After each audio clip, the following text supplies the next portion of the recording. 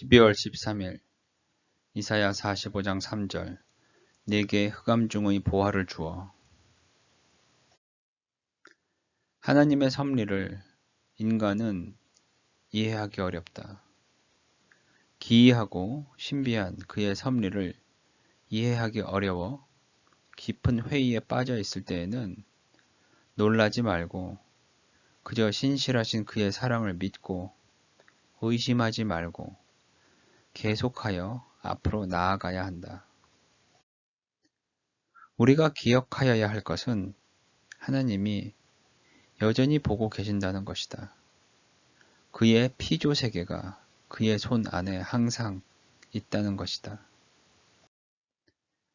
하나님의 섭리를 우리는 이해하기 어려워도 그가 우리의 고통과 눈물로부터 결국 그의 선하고 아름다운 계획을 이끌어내신다.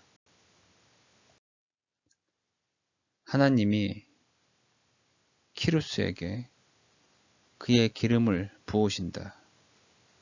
그리고 하나님이 키루스보다 앞서가서 험한 곳을 평탄하게 하며 논문을 쳐서 부수며 쇠 빗장을 꺾고 결국에 그 앞에 열국을 항복하게 하신다.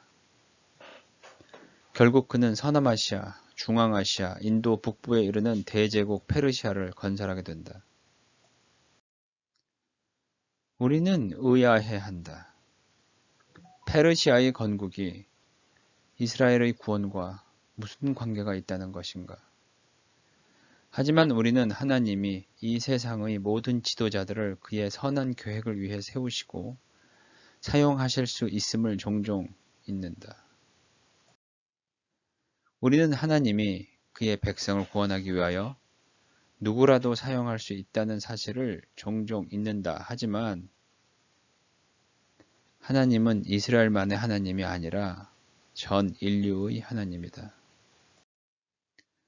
하나님의 섭리, 하나님이 키루스에게 기름을 부은 사실을 우리는 이해하기 어렵지만 하나님은 결국 키루스를 통해 바빌로니아에 사로잡힌 유대인들을 그들의 고향으로 돌려보내게 된다. 당시에 이스라엘은 포로로 사로잡힌 바가 되어 따로 자신들의 왕이 존재하지 않았다. 그런데 대제국의 황제인 키루스가 대신 이스라엘을 위한 왕 역할을 하게 된 것이다. 그가 이스라엘의 구원자 메시아라고 불린 이유이다. 때로 우리가 처한 상황이 너무나 어두워서 한 발짝도 전진하기 어려울 때가 있다. 심지어 우리가 지금 무엇을 하고 있는지조차도 이해가 되지 않는다.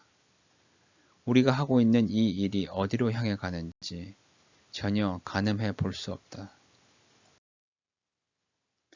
우리의 경험으로부터 비추어 볼 때 우리가 지금 하고 있는 이 일로부터 그 어떤 선한 결과가 발생될 것 같은 생각이 전혀 들지 않을 수 있다.